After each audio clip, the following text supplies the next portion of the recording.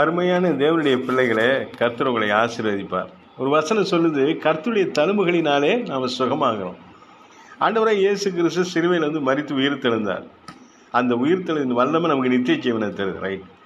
நம்ம தாயின் வயிற்றில் சில தழும்புகள் இருக்கும், பார்த்துருக்கீங்களா? நம்மளை பெற்றெடுத்த தாய் நம்ம சுமக்கும் பொழுது அந்த வயிற்றில் அப்படியே கோடு கூட அவ்வளோ இதாக இருக்கும். அந்த தழும்புகள், என் தாயின் வயிற்றின் தழும்புகளை பார்த்துருக்குறேன். இந்த வயிற்றில் நம்ம இருக்கும்பொழுது நம்ம தாய் எவ்வளோ சிரமப்பட்டு, நம்ம பெற்றெடுக்கும் போது எவ்வளோ சிரமப்பட்டிருப்பாங்க, நம்ம வளர்க்க எவ்வளோ கஷ்டப்பட்டுருக்குறாங்க. அருமையான தேவனுடைய பிள்ளைகள், நம்முடைய ஊழியக்காரங்களுக்கு மூளையில் தழும்பு இருக்கும். நமக்காக பாடுபட்டு செபித்து எப்போ பார்த்தாலும் சிந்திச்சுக்கிட்டே இருப்பாங்க நம்மளை குறித்து. நான் அப்படி தான். இடத்துல ஒரு ஆத்மா வந்துட்டா டோட்டலாக அப்படியே எடுப்பேன், எல்லாத்தையும் கண்ட்ரோல் பண்ணுவேன், எல்லாத்தையும் எடுத்து முழுசாக ஃபைலை என் நெஞ்சில் வச்சுக்குவேன், இருதயத்தில் வச்சுக்குவேன்.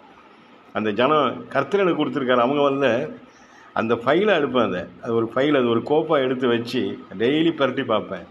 டெய்லி அவங்களுக்காக ஜெபம் பண்ணணும், அவங்களுக்கு என்ன சத்தியம் கொடுக்கணும், அவங்கள்ட்ட என்ன பிரச்சனை இருக்குது, என்ன குறைகள் இருக்குது, எதை சரி செய்யணும், எப்படியாவது நித்திய ஜீவனை கொண்டு போகணும், சீஷன் ஆக்கணும். அல்லேலூயா. அப்போ அப்படி செய்கிற ஊழியக்காரனுடைய மூளையிலலாம் தழும்பு வந்துடும். ஆண்டுடைய தழும்புகள், காயப்பட்ட கரங்களை போல ஊழியக்காரர்களுக்கு நீங்கள் மூளையில் தழும்பு. ஊழியக்காரங்களை நேசிங்க. உங்களுடைய ஊழியக்காரங்களை விட்டு வேறு ஊழியர்கிட்ட போகாதீங்க. பாவத்தை அனுசரிக்கிறவங்கள்ட்ட போகாதீங்க. பக்கத்தில் இருக்குங்க சர்ச்சி வாங்கன்னு கூப்பிட்றவங்கள்ட்ட போகாதீங்க. உங்களுக்குன்னு கொடுக்கப்பட்டிருக்க ஆவிக்குரிய தகப்பனை மாற்றாதீங்க இயேசுவின் நாமத்தில். அதே போல் அருமையான தேவனுடைய ஊழியர்களே, நமக்குன்னு கொடுக்கப்பட்டிருக்கிற மந்தையை ஒரு நாளும் நம்ம கைவிட்டுறக்கூடாது. இதை சொல்ல எனக்கு தகுதி இருக்கா இல்லையான்லாம் நான் யோசிக்கலை.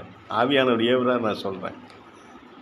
நிறைய ஜனங்களை நான் சபையிலேருந்து கூட அனுப்பிச்ச அனுபவங்கள் எனக்கு உண்டு. தாங்க முடியாத பிரச்சனைகள், அவங்க படுத்துகிற பாடு. ஆனால் இன்றைக்கி ஒவ்வொரு நாளும் உட்காந்து ஜெபித்து கர்த்தருக்கு நான் ஒப்பு கொடுக்குறேன். ஜனங்களுக்காக பரிதவிக்கிறேன்.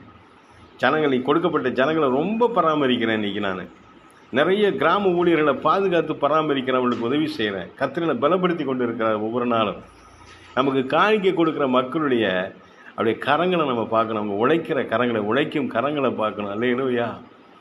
நான் இந்த பழக்கம் என்னிடத்தில் உண்டு. என்னிடத்துல கிராமங்களில் காணிக்கை கொடுக்குற மக்களுடைய கரங்களை பார்ப்பேன், அவங்களுடைய பாதங்களை பார்ப்பேன். அவங்க தலைக்கு என்ன தடவி இருக்காங்களா, பல்லு விளக்கியிருக்காங்களா, குளிக்கிறாங்களா, அவங்க ட்ரெஸ் எப்படி இருக்குது, அவங்க படுக்க வீட்டில் வசதி இருக்கா. எனக்கு ஒரு ஆட்டோ டிரைவர் இருந்தார், நிறைய உதவி செய்வார். அவர் படுக்க எப்படி நான் வீட்டுக்கு போகும்போது கிழிஞ்சிருந்தது பாய் வாங்கிட்டு போனேன். எத்தனையோ ஊழியக்காரங்க ட்ரெஸ்ஸை பார்ப்பேன். ட்ரெஸ் அவங்களுக்கு யாருக்கும் தெரியாமல் தனியாக எடுத்து நான் கொடுத்துருக்கேன். கர்த்தர் எனக்கு அதை திருப்பி கொடுத்துருக்கிறாரு. எத்தனையோ ஊழியக்காரங்க குடும்பங்களுக்கு அரிசி கொண்டு கொடுத்துருக்கேன். நான் சொல்லி காட்டலை. அந்த மனப்போக்கம் என் கர்த்தர் நமக்கு கொடுக்கணும். ஆமென். அல்லேலூயா. நம்ம கண்கள் எங்கே பார்க்கணும்? இயேசுவை மட்டுமல்ல, இயேசுவின் பணியை செய்கிறவங்களையும் பார்க்கணும், நம்ம கொடுக்கப்பட்ட ஜனங்களையும் பார்க்கணும். அல்லேலூயா.